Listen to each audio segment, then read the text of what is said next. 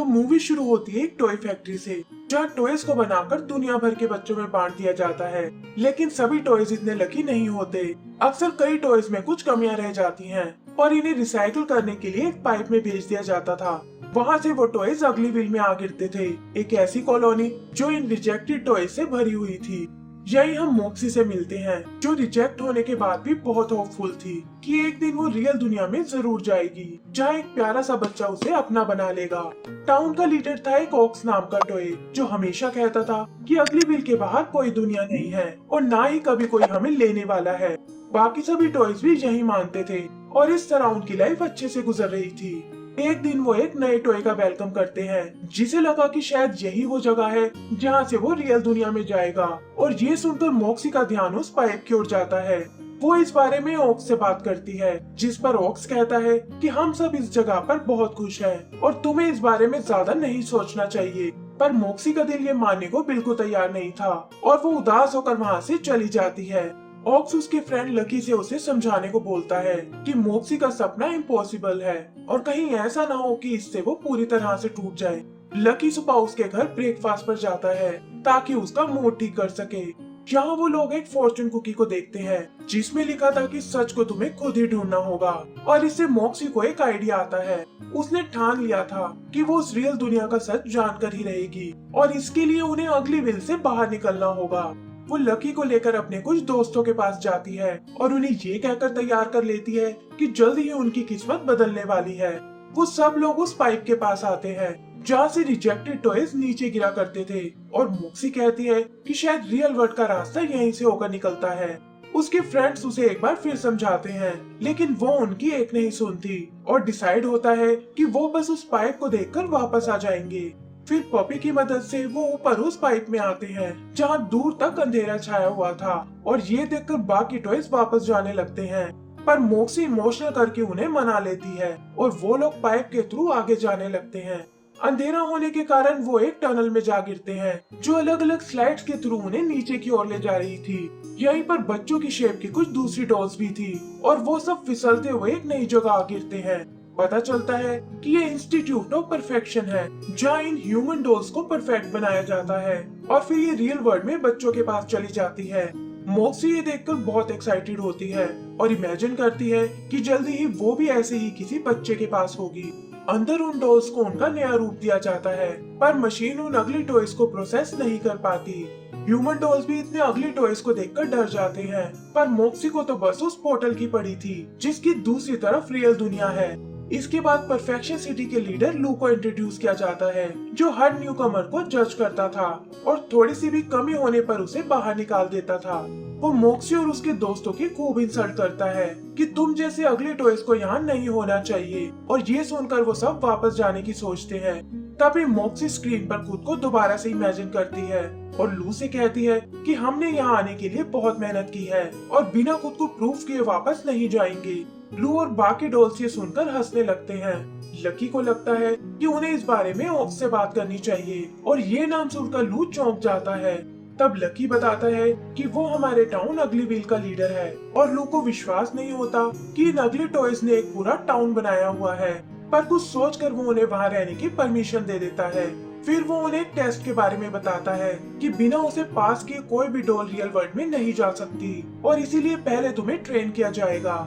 वो एक मैंडी नाम की लड़की से उन्हें शेड में ले जाने को बोलता है और जाते हुए मॉक्सी को फोन करता है कि तुम्हें तो मैंने अपनी रेपुटेशन बचाने के लिए रोका है, लेकिन ज्यादा दिन तुम यहाँ नहीं टिक पाओगे। इसके बाद वो अपनी जासूस डॉल्स को बुलाता है ताकि अगली व्हील के बारे में और इन्फॉर्मेशन निकाल सके और साथ ही ओक्स को पकड़कर यहाँ लाने को बोलता है। मैंडी उन सबको शेड में लेकर आती है, जो बाकी डॉल्स के घर से अलग बना हुआ था, पर मॉक्सी और उसके फ्रेंड्स को वो बहुत पसंद आता है। वो उन्हें लू से सावधान रहने को बोलती है कि उसके लिए उसकी ईगो ही सब कुछ है और तुमने शायद उसे हर्ट कर दिया है। यही पता चलता है कि मैंडी की आईसाइट बहुत ही वीक है, जिसके लिए वो एक चश्मे का यूज करती है, लेकिन डर के मारे उसने ये बात किसी को नहीं बताई, वरना लू उसे परफेक्शन सिटी से बाहर निकाल देगा। उनसे भी वो इस बात को राज रखने को बोलती है, जिस पर मॉक्सी उसे समझाती है कि ये ग्लासेस तुम पर बहुत सूट करते हैं और तुम जैसी भी हो एकदम परफेक्ट हो। सुबह लू उन सबकी ट्रेनिंग शुरू करता है, जिसका सबसे पहला रूल था कि उन्हें खुद को गंदा नहीं होने देना। तभी वो मोक्सी और उसके दोस्तों को देखता है जो एक दूसरे पर ग्लू फेंक रहे थे और पनिशमेंट के लिए उन्हें एक वॉशिंग मशीन में डाल देता है। वो कहता है कि बार बार वॉश होने से डॉल्स खराब हो जाती हैं और इसीलिए उन्हें इस बात का खास ध्यान रखना होगा। आगे वो लोग कुछ और ट्रेनिंग करते हैं, लेकिन लू हर बार कोई न कोई बहाना बनाकर उन्हें वॉशिंग मशीन में भेज देता है ताकि वो परेशान होकर यहाँ से वापस चले जाएं। वो मॉक्सी को डिस्करेज करता है कि तुम चाहे कितनी ही कोशिश कर लो, पर कोई भी बच्चा तुम्हें पसंद नहीं करेगा क्योंकि हर किसी को एक प्रीटी डॉल चाहिए। ये सुनकर मॉक्सी को एक आइडिया आता है और वो प्लान करती है कि हमें खुद को और ब्यूटीफुल बनाना होगा। उधर उन डॉल्स ने किसी तरह ओक्स को किडनैप कर लिया था और वो उसे लेकर लू के पास आती है। यहाँ पता चलता है कि ओक्स और लू एक दूसरे को पहले से जानते हैं और लू कहता है कि मेरे लिए तुम्हारे पास एक स्पेशल काम है। वहीं मॉक्सी और उसके दोस्त ढेर सारा मेकअप करते हैं ताकि वो भी बाकी डॉल्स की तरह सुंदर दिख सके, लेकिन मैंडी को ये थोड़ा ओवर लगता है। वो उन्हें एक डिसेंट मेकओवर देती है, लेकिन खुद के ऊपर उसे अभी भी कॉन्फिडेंस नहीं था, इसीलिए ग्लासेस पहनकर वो सबके सामने नहीं जा पाती। उधर लू और बाकी डॉल्स उन्हें देखकर बहुत हैरान थे, लेकिन लू एक बार फिर उनकी इंसल्ट करने लगता है और कहता है कि मेकअप के बाद भी तुम एकदम अगली हो और टेस्ट को पार नहीं कर पाओगे। मॉक्सी को उसकी बातों से कोई फर्क नहीं पड़ता और तब लू ओक्स को आगे करता है कि अपने लीडर की बात तो तुम्हें माननी ही पड़ेगी। वो लोग ओक्स को वहाँ देखकर चौंक जाते हैं और तब ओक्स उन्हें बताता है कि लू सच बोल रहा है और अगले टॉयज रियल वर्ल्ड में नहीं जा सकते। यहाँ ओक्स अपनी स्टोरी सुनाता है कि डिफेक्टिव होने के बावजूद वो किसी तरह परफेक्शन सिटी में आ गया था, जहाँ बाकी डॉल्स ने उसे कभी एक्सेप्ट नहीं किया।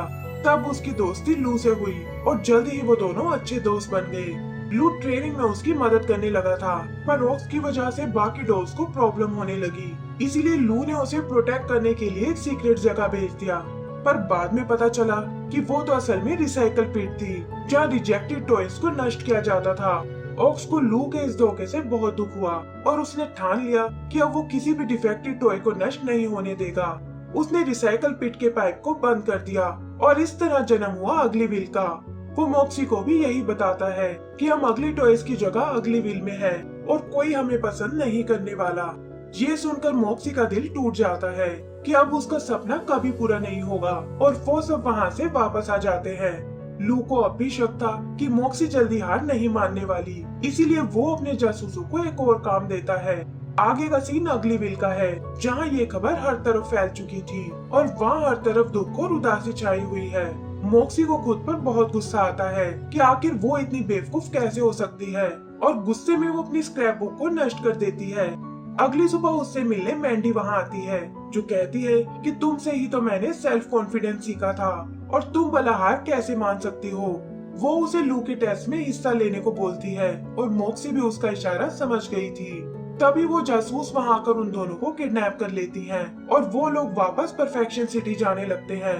पर लू तो उनका रास्ते में ही वेट कर रहा था और कहता है कि अब इन्हें वहाँ ले जाने की कोई जरूरत नहीं है, क्योंकि इन दोनों को मैं रिसाइकल पिट में डालने वाला हूँ।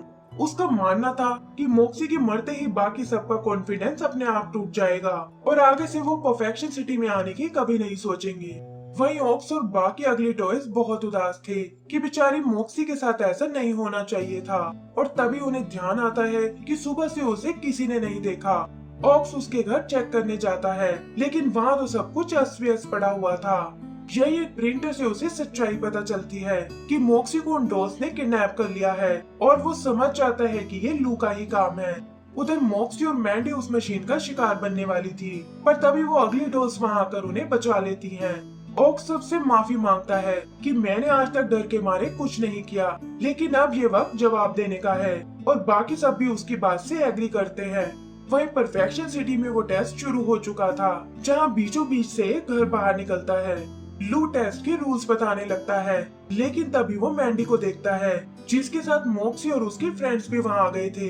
वो कहते हैं कि वो भी टेस्ट में हिस्सा लेने आए हैं। मैंडी भी फाइनली अपने ग्लासेस डालकर आती है, क्योंकि अब उसे किसी की कोई परवाह नहीं थी और ये सब देखकर लू हंसने लगता है। वो उनके टेस्ट में हिस्सा लेने के लिए तैयार हो जाता है, इस शर्त पर कि उनके खिलाफ वो इस टेस्ट में उतरेगा। सभी डॉल्स ये सुनकर बहुत एक्साइटेड थी, इस बात से बिल्कुल बेखबर कि लू का असली मकसद तो मॉक्सी को हराना था। लू उन्हें वार्न करता है कि हारते ही मैं सभी अगली डॉल्स को रिसाइकल पिट में डाल दूंगा, क्योंकि वही तुम लोगों की असली जगह है। आगे पता चलता है कि टेस्ट असल में इंसानी दुनिया पर बेस्ड है, जहां उनके सामने असली वर्ल्ड की रियल प्रॉब्लम्स आने वाली हैं और जो कोई फिनिश लाइन को पहले पार करेगा उसे ही इसका विनर घोषित किया जाएगा। जल्द ही वो टेस्ट शुरू हो जाता है, जहाँ सबसे पहले उनका सामना एक रोबोट डॉग से होता है जो एक एक करके उन पर अटैक कर रहा था, पर पपी अपने अनोखे स्टाइल से उस पर काबू पा लेता है और बाकी सब बचकर आगे निकल जाते हैं। यही लू और उसकी टीम एक वैक्यूम क्लीनर के सामने आती है, जिससे बचने के लिए लू अपनी बेस्ट एजेंट को उसके सामने कर देता है। पर बेबो नाम के एक अगली टॉय ने ये सब देख लिया था और वो किसी तरह उस एजेंट डॉल को बचा लेता है। लू मॉक्सी और उसके साथियों के लिए और प्रॉब्लम क्रिएट करता है, लेकिन वो सब एक टॉय कार की मदद से बच निकलते हैं। उनका फाइनल चैलेंज था एक रोबोट बेबी, जिसने लू और मॉक्सी दोनों को पकड़ लिया था। लू बचने के लिए उस बेबी को हिट करने लगता है, जिसे देखकर बाकी डॉल्स को बिल्कुल अच्छा नहीं लगता, क्योंकि वो सब लू को अच्छा मानते थे। उधर बेबी गुस्से में उन दोनों को छोड़ देता है। इससे मॉक्सी तो नीचे फर्श पर आ गिरती है, पर लू एक टॉय के बॉक्स में जा गिरता है और ये देखकर सब डॉल्स बहुत खुश होती हैं। मॉक्सी अब आराम से फिनिश लाइन को पार कर सकती थी, लेकिन वो देखती है कि रोबोट बेबी रो रहा है और ये देखकर वो उसे चुप कराने चली जाती है। उधर लू इस बात का फायदा उठाता है और भागकर फिनिश लाइन को पार कर लेता है, लेकिन उसकी ये खुशी ज्यादा देर तक नहीं टिक पाती, क्योंकि रोबोट्स आखिर में मॉक्सी और उसकी टीम को विनर घोषित कर देते हैं और कहते हैं कि एक टॉय का लव और कंपैशन ही उसके लिए सब कुछ है, जिसकी सारी क्वालिटीज मॉक्सी में है। लू ये बर्दाश्त नहीं कर पाता और रियल दुनिया में जाने वाले पोर्टल को नष्ट करने जाता है। ऑक्स और बाकी टॉयज उसे रोकने की बहुत कोशिश करते हैं, लेकिन पोर्टल में दरार आ चुकी थी।